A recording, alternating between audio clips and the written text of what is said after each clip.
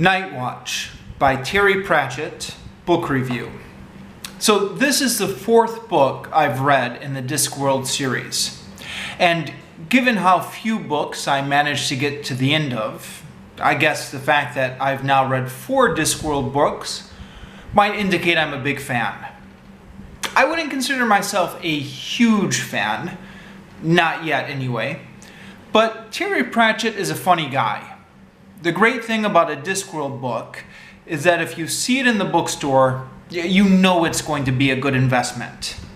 If nothing else, you're bound to get a few laughs out of it.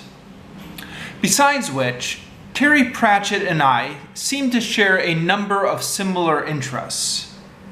There's free market capitalism versus government regulations, which was a theme in Going Postal. Anti-war themes were in Monstrous Regiment, and the Chinese Communist Revolution was a theme in Interesting Times. And now Night Watch, which is based on the European revolutions in the 19th century, which have long been an interest of mine. The basic plot is that Sam Weems, who is head of the Discworld police, is chasing a dangerous psychopathic criminal, when both he and the criminal are accidentally transported 30 years back in time, which in the Discworld history is the age of barricades and revolutions. Now, while trying to track down the criminal, Sam Weems finds himself thrown into the middle of the revolutions.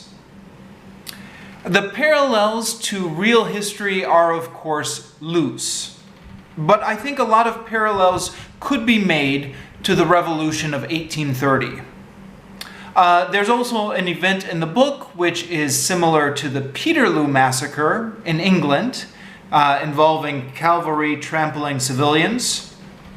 And I think there's also allusions to Dickens' book, A Tale of Two Cities. In particular, there's a knitting revolutionary who reminded me slightly of Madame Defarge. Although the nature of this story is somewhat tragic, if you've read any of these kind of Victor Hugo books about barricades and revolutions, you know it's not going to end well for a lot of the characters. But there's also a lot of humor as well. As always, Pratchett can be very funny. There are a couple passages in particular where I had to suppress the urge to laugh out loud as I was reading, so as not to embarrass myself in public. Also, the plot is very tight and well constructed.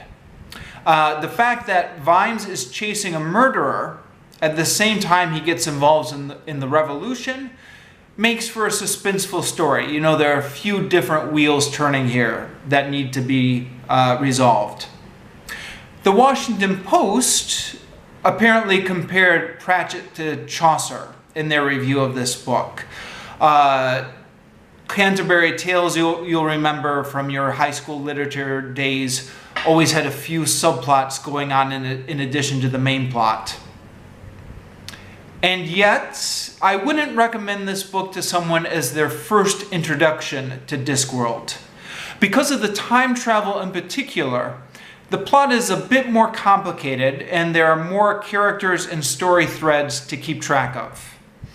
If you aren't already familiar with the Discworld universe, it could be pretty confusing. In my case, this was my 4th book into it, so I had some familiarity with the setting already.